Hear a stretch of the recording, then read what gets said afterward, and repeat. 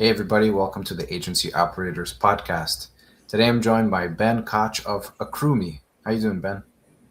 I'm good, Pasha. How are you? I'm very well. Happy to have you here. I'm Yeah. excited to talk about capital. It's the blood of any business. So there's all kinds of ways that we can get access to capital, but not all of them are equal. And so that's why it's important to make that distinction. Before we jump in and chat, I would love to hear about you.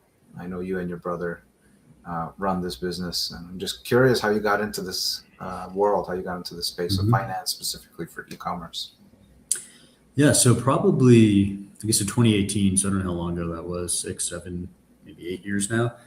Um, my brother and I were doing a little bit of selling on Amazon, mostly like reselling, like buying from suppliers, that kind of stuff. Like not selling our own brand or anything. Um, and my dad, who has kind of like a finance and alternative investments background, saw what we were doing and said, maybe we should figure out a way to help invest in some of these businesses. And he teamed up with an old friend from the mortgage industry named Don Hennig, who's done like $100 billion with a B in mortgages. They kind of teamed up and came up with this original idea of investing in Amazon sellers using a profit share model. So like we would invest really small check size, like as small as like $5,000 or $10,000, up to like a couple $100,000. And originally we were doing basically a profit share. So like every month we'd calculate what their profit, what the merchants we were invested in's profit was, and we would get a share of that profit. Like maybe they made, I don't know, $10,000 in profit in a month, and we'd earn $1,000 of that profit, and it would fluctuate based on their profit. Eventually, we kind of realized that was a little bit too complicated to track, and for the really profitable merchants, it didn't make sense because they didn't want to pay. They almost got penalized, had to pay more because they were more profitable.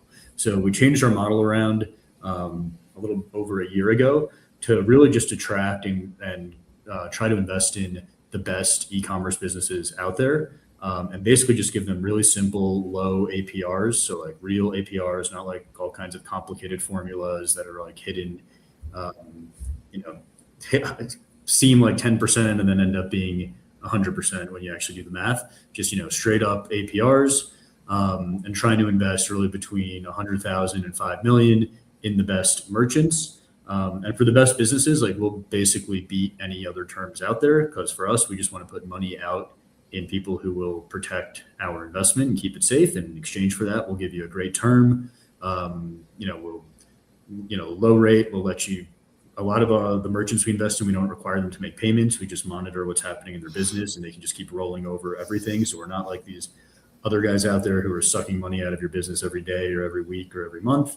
And it's basically just, we'll monitor your business. You keep rolling over the money, keep it growing, pay us a low cost effective rate. And we just try to kind of be fair with that. And at the end of the day, it's the best businesses that protect our capital get the best terms for, funding their growth. And that's how we do it.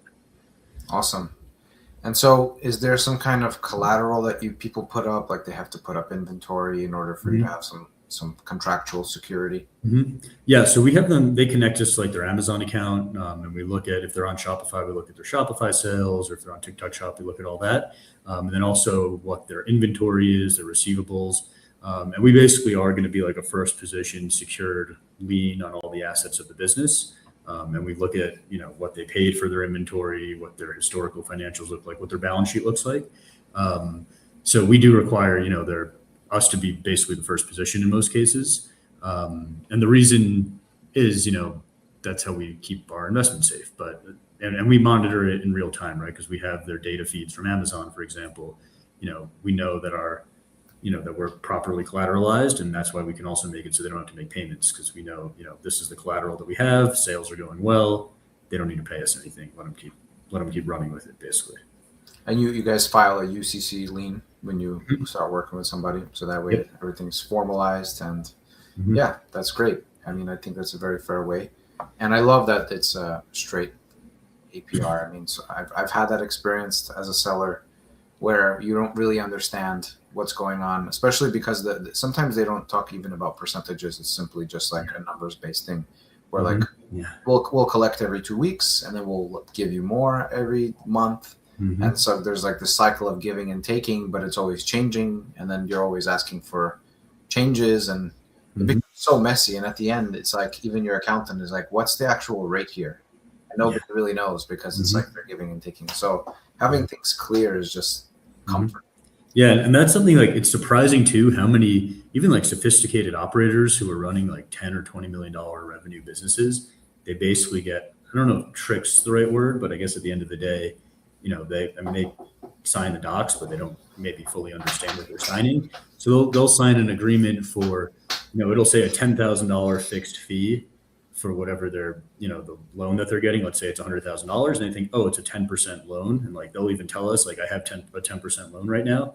And then like, even if you just put it in ChatGPT and say, calculate my APR, it'll come out and say, this is a 35, 40, 50% APR. And they thought, $10,000 fee on a $100,000 investment is 10%. And it's like, once you actually do the math on how quickly you're repaying things, how much capital you actually have to work with over the term, it ends up being a 30 or 40% or 50% APR.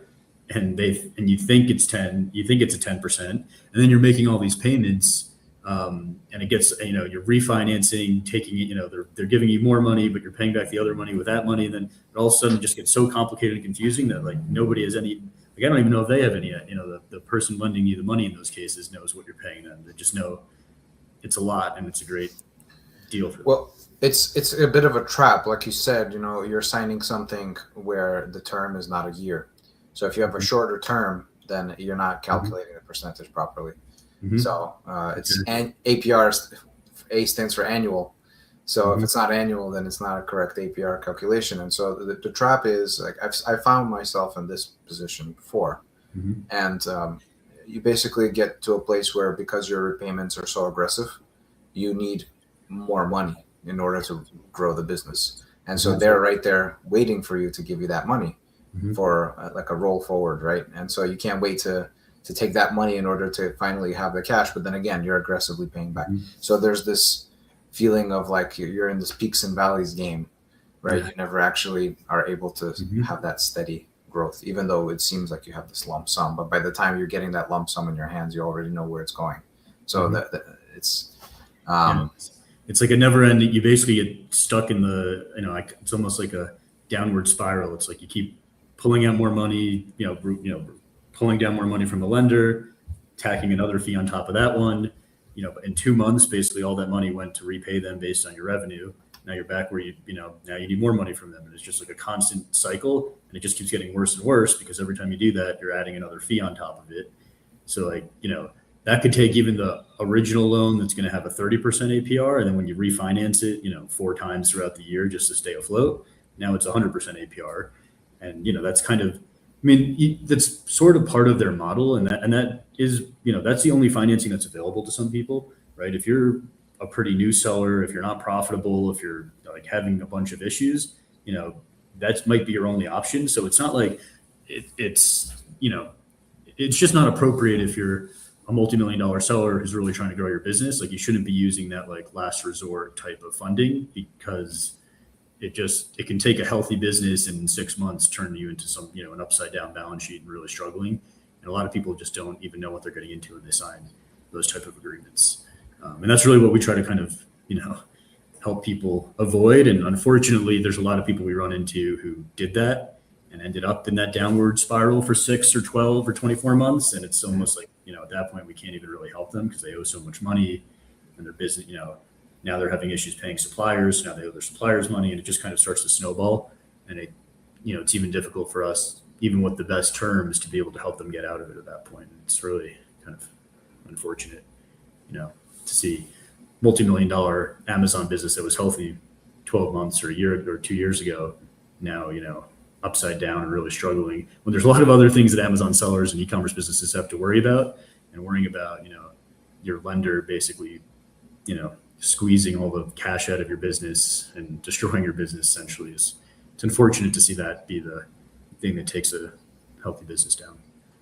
Yep. And it's actually quite interesting because I've seen how these lenders have the ability to contact Amazon and actually stop you from receiving your disbursements, which actually makes it even worse because that's the money that's supposed to be going to them. But now they're like, all right, well, if you're not sending it to us, then we're not going to send it to you. So it's a snowball effect. And what would you say is, like, besides that, what is a pretty common mistake that you see with e-commerce sellers trying to scale, besides taking, bad debt, I guess, or not an ideal type of loan?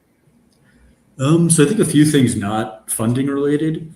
A lot of times I see people, they'll overbuy on inventory a lot of the times because their suppliers giving them, maybe like a 5% or a 10% discount. And now now they buy 2 years worth of inventory, and, that could really crush their ROI, tie up all their cash. So that's a big one. That they kind of get sucked in with a, small discount. And then I think another one is just trying to maybe expand too quickly by adding more, just way too many SKUs. So like they'll have a few SKUs that are successful, and now they have, maybe they have half a dozen products, and now they triple that in a couple months, and now they're ordering, tying up all their cash in unproven products, trying to launch, 3 times as many products all at once, spreading themselves and their ad team thin. So I think those are probably kind of, other than bad funding decisions, when we talk with people, that's usually the big, two of the biggest things really, just spreading yourself too thin, or like deploying capital, tying up capital and inventory, for no reason, basically to lock in like a small discount from your supplier or something like that. Yeah, I think cash flow is the most important part, and people often forget about that. They're just focused on saving $1 on the cost of goods, right? Mm-hmm. And then next thing they know, they don't have any money for marketing. They don't have any money to actually even like proper R&D. I agree, like scaling too fast with more products just because they see some type of opportunity is not always ideal. I think growing slower, more steady is probably better. In our company, we really recommend being set up with 45 to 60 days of inventory. That's probably like a good place to be at. And then just constantly sending in. If you're using FBA, which most people are, having a 3PL if you have overstock, and just like storing it there to save money. All those things, but not overstocking. Maybe for fourth quarter, it's a little bit different for that. Yeah, I think running out of inventory in fourth quarter also is, sometimes like that's what people are, or even if it's not fourth quarter, like we're invested in a business that's like a top seller for like a summer product. And even when it's not, people get nervous before their busy season. And I guess that's like the one time I'd say probably to overbuy, because you really don't want to stock out in your busy season, because that either makes or breaks your year. But you also don't need to buy, 2 years worth of inventory based on what you've done historically and assume it's going to be, crazy. So there's a balance there. And that's part of, those are the kind of challenges that I think Amazon sellers and e-commerce operators in general should be dealing with, not, getting squeezed to death by a lender or someone who's trying to kind of take advantage of them because they needed some extra cash flow. So, that's part of the challenging part of being an Amazon seller. That should be a little challenging, predicting your inventory. Yeah. Luckily, there's good software out there and good partners that have the knowledge to make those assessments accurately, and they all should be made based on a SKU level, not just like account wide. Anyway, I have one kind of situation that kind of this reminded me of. Like, I had one client that their issue was that they had no cash in the business. They couldn't grow. And then after doing an investigation, it was discovered that they once had a really great deal on plastic bottles. And so they had a warehouse with, they ordered 1 million pieces of plastic bottles, right? And after like 4 years of operating the business, they still had 800,000 bottles left. And that was literally like, then they were trying to liquidate it any which way. And then they were paying all this crazy money for storage. And you just hear these kind of stories, and it's like somebody was trusted with all this money to, at the very beginning of the business, I guess there was some VC investment. And then very early on, they just like shot themselves in the foot with this like so-called great deal, right? And then later it's like, what do you do with it? So it's amazing to me how quick decisions early on can snowball into something that is actually has a great impact and stunts growth. And that's happened in businesses I've done as well. We all make mistakes and learn. But Mm-hmm. I would say that probably the greatest one is the one we spoke about earlier, which is taking loans that you don't fully understand with aggressive repayment terms, and then Mm-hmm. ending up just becoming trapped by these and having to borrow that money, and then nobody wants to refi because they see the position you're in. Mm-hmm. So I guess my question to you guys, like, what would you do to help out somebody in that position? So we try to be, extra flexible, especially if it's a good business, we can see it's a good business and they're having issues with their existing lender. We basically understand what all those deals are. So, you know, we try to be as flexible as possible. If they need a little bit of extra money, like for us, we want those types of deals completely paid off before we invest. So part of what we do, a lot of, I don't know, probably half of the investments we make, we are also writing a check to a lender like that to pay them off and then put some working capital in the business and then get things back on track. But sometimes they're just too far gone. So it's like if you do have something, and part of the challenge is you don't realize, like if you're an Amazon seller with one of those, at the beginning you don't realize that it's going to be a problem, and then when it becomes a big problem, it's kind of too late. So it's really, you know, it's kind of a catch-22 in a way. So we try to, ideally people come to us earlier where we can just pay those guys off. It wasn't that big of a deal. They made some money with it. It was a bad mistake, but it's recoverable. And if it goes on for too long, then that's when, we have a lot of phone calls all the time where, they took one of these loans that became a problem. Then they ended up putting money on credit cards and they went and got another loan from a similar type of lender at even worse terms. Now they have all this debt just flying around and it's like completely upside down. And, there's just nothing we can do. But if it's just, one of those loans and they just took it a couple months ago or a couple weeks ago, it's easy for us, even if there's a prepayment penalty, like just to pay that, clear it out and, help people get back on track, towards building a real business and not worrying about all your cash flow going out to pay back a lender who's, basically squeezing you. So all it is just a phone call with you guys. Like you are able to build an assessment ahead of time, looking at real data. Yeah. So there's two things you can do.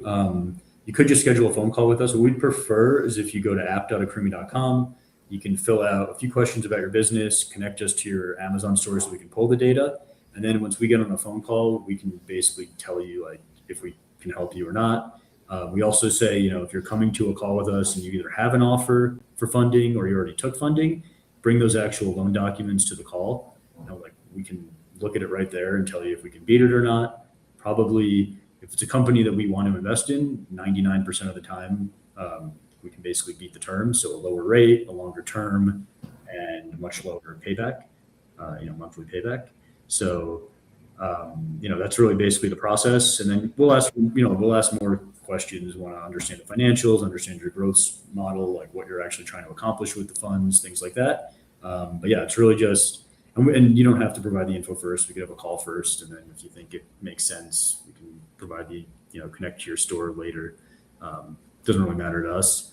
For us, it's really like understanding the actual business, not like a lot of the other funders in the space where they'll kind of just look at your numbers and you're just a number in a spreadsheet and they'll just give you money because they know they're going to make a ton of money.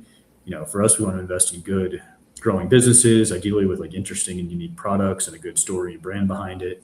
And someone that's, can actually protect our investment, and in exchange for having all that, like we'll basically give you the best terms out there. So you guys are doing a base, like the form is the quantitative assessment and then the call is the qualitative. And so based on the two, you're making a decision, not simply just like auto approve anything where the numbers make sense. Mm-hmm. If you want to know who these sellers are, what their intentions are for growth, what plan do they have, right? Do they have a team? How long have they been in business? Like what's their background?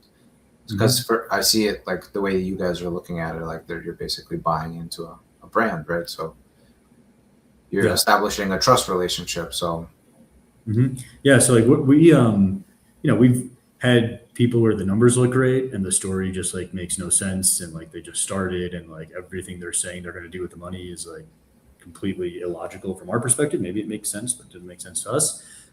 So we pass on those. And then we have ones where we really love the product, love the brand, love the story, and their financials are just, they're books are completely upside down. They have tons of debt, and just like there's nothing we can do there. So it's really a combination of both that we're looking for. And we when we invest in most of the businesses, we don't require any payments for months, sometimes years, because we're just tracking the data and we're kind of along for the ride, and we're just accruing our share, our interest. So for us, like we want to make sure that it's somebody who's going to be around for 2, 3, or 4 years, because we have merchants we've invested in who don't make a single payment, like they don't pay $1 to us for 2, 3, or 4 years. And if we're going to do that, we need to know that when the time does go, like we've had merchants who don't pay any money to us, they grow really quickly, and then they get acquired and they pay us back, and like that's a great outcome for us. But we need to know that you're not going to run the business into the ground while we're not getting, like the type of lenders we were talking about before, in 6 months, they're fully paid back. Like they're taking all their money off the table basically on week one. They start taking money off the table. And for us, like we keep doubling down essentially, right? Because we're accruing our profit. They're not making any payments. So we just keep piling more money into our pile and say, keep using it, keep growing. So we need to make sure that you're going to actually be able to take care of that capital and pay us back down the road, because we're not de-risking really at any point unless the merchant tells us they want to, or unless stuff starts going wrong. But yeah, that's why it's really important for us to like find people with the full picture and just give them the best terms possible, and then let them run with it, and hopefully get paid out a couple of years down the road after they build something a lot bigger. Awesome. app.accrueme.com. Is that right? Yes, sir. You got Cool. All right, Ben, it was a pleasure speaking with you today. Yeah. I think there were some good nuggets in here. Hopefully we gave some advice for some of these brands that are listening to maybe make better decisions, help them potentially out of any issues, or just make the right choices from the get-go. So I appreciate you coming on, sharing all that. Yeah, appreciate you having me. Thank you, Pasha. It's really, really great. Have a good one. Thanks. Have a good one. Bye for now.